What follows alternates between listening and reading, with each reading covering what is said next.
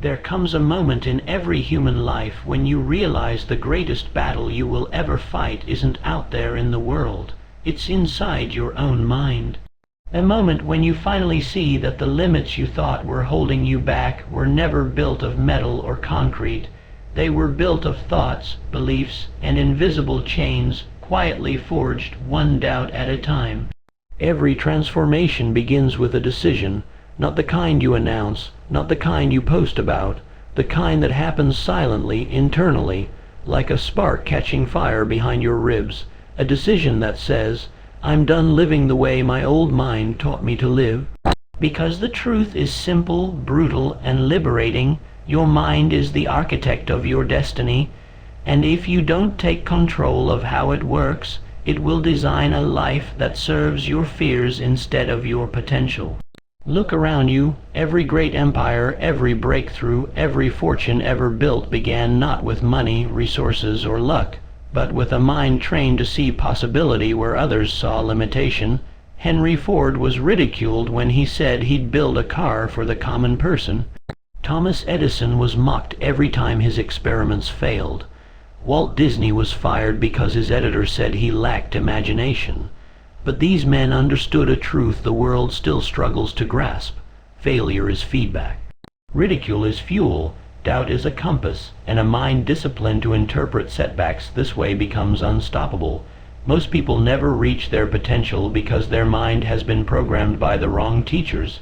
Fear, comfort, criticism, insecurity, and the expectations of others. Their mind becomes a storage unit for opinions that never belong to them. Their inner world becomes a battlefield where old wounds whisper lies louder than their future dreams. But you are here because you felt the quiet pull of something more. A deeper calling, a voice inside you that refuses to die, no matter how many times life has tried to silence it. That voice is your true self, the one unshaped by fear, untouched by failure, unbroken by the past.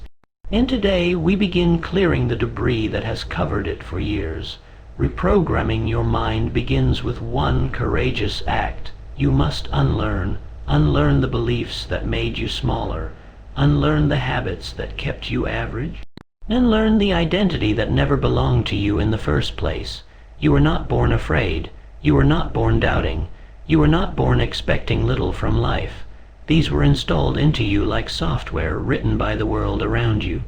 And just like software, your mind can be rewritten. Everything begins with awareness.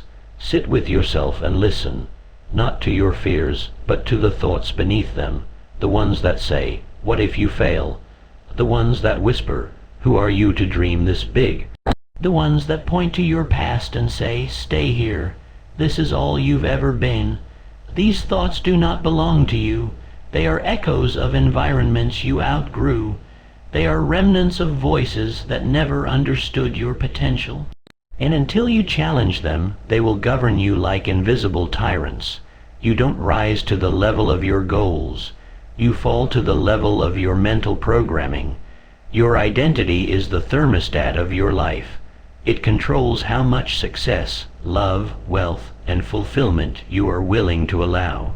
If your identity says, I'm average, your achievements will match it. If your identity says, I'm unlucky, your decisions will reinforce it. If your identity says, I don't deserve more, your life will shrink to fit that belief. But the beautiful truth is this: identity is not fixed. Belief is not permanent. Your mind is not a prison. Unless you refuse to search for the key, you can rebuild the entire structure of your inner world the same way skyscrapers are rebuilt after storms, brick by brick, thought by thought, belief by belief, action by action. And the first new brick you lay is this: I am the master of my mind, not its slave. Once that belief is planted, something shifts. Your thoughts no longer drag you. They report to you. Your fears no longer restrain you.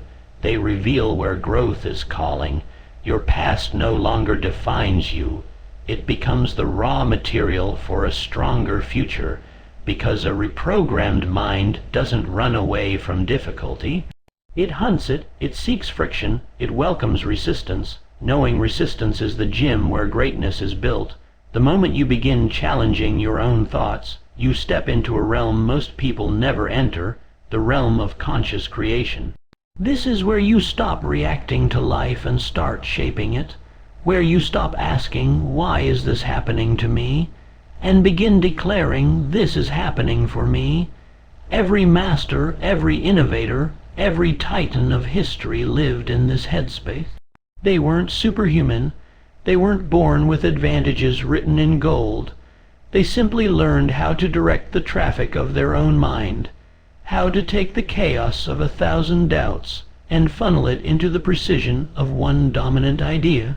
And that dominant idea is always this: I will become what I decide to become. When Andrew Carnegie was a poor immigrant polishing shoes for pennies, his environment told him he was nothing. His circumstances told him he'd never rise. But his mind didn't repeat that story. He fed himself a different narrative, one powerful enough to tear down every limitation life placed around him. And by the time he left this world, he was one of the wealthiest and most influential men in human history. That is the power of mental programming. Your thoughts are not just ideas, they are blueprints. They are architects shaping the invisible framework of your destiny long before the world sees the results. But to reprogram your mind for relentless success, you must become a guardian of your inner environment. You must treat your mind like a sacred territory, one no negativity, no laziness, no inherited limitation is permitted to enter without being questioned. Those who rise aren't merely disciplined with their time, they are disciplined with their thinking. They filter what enters their head with the same strictness a king guards the gates of his kingdom. And once your mind is protected, the next step is to feed it. Not with noise, not with gossip, not with the distractions that keep most people comfortably miserable, but with the kind of information, imagery, and ideas that elevate you. Every great achiever understands this truth. Your mind adapts to the dominant intelligence you surround it with. Expose yourself to greatness and your mind stretches. Expose yourself to mediocrity and your mind shrinks. Expose yourself to clarity and confusion evaporates. This is why belief is so powerful. It acts as both the seed and the soil for transformation. When you believe you are capable, your behavior shifts. When your behavior shifts, your results change. And when your results change, your identity evolves. Success begins long before you see any evidence. It starts the moment you choose to stop negotiating with your fears and begin aligning with your future. But belief alone is not enough. It must be reinforced with clarity. The mind cannot create what the heart cannot define. If you want relentless success, your vision must be as sharp as a blade. Vague dreams build vague lives. But crystal clear intentions create precise outcomes. Think about the greatest inventors in history. Edison didn't hope for light. He visualized the bulb so clearly he could see it before it existed. The Wright brothers didn't vaguely wish for flight. They imagined it, studied it, obsessed over it until the air itself surrendered to their persistence. Clarity is the compass of the mind. Without it, you wander. With it, you move like a force of nature, deliberate, unshakable, inevitable. But clarity alone isn't enough either. You must merge your vision with something deeper. Purpose. Purpose is the fire that never burns out. Purpose is what makes the impossible inevitable. Purpose is what turns discipline from a burden into a privilege. When you know why you are walking a path, the roughness of the road no longer discourages you. When you know why you're fighting, the punches no longer feel fatal. When you know why you're building, the weight no longer feels heavy. It feels meaningful. Purpose gives a mind direction. Discipline gives it momentum. And discipline, that is where most people collapse, not because they are weak, not because they are incapable, but because their mind has been trained to prioritize comfort over growth, comfort over impact, comfort over greatness. Discipline is the rewiring of this instinct. It is the moment you teach your mind that your feelings do not decide your future. your decisions do. Imagine if every time you committed to something, your mind responded with absolute obedience.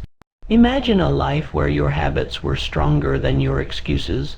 Imagine a future where your consistency was more powerful than your insecurities. This is not fantasy. This is conditioning. This is mental rewiring.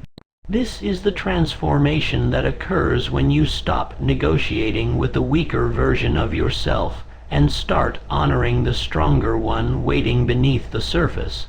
And when discipline becomes your foundation, action becomes your language.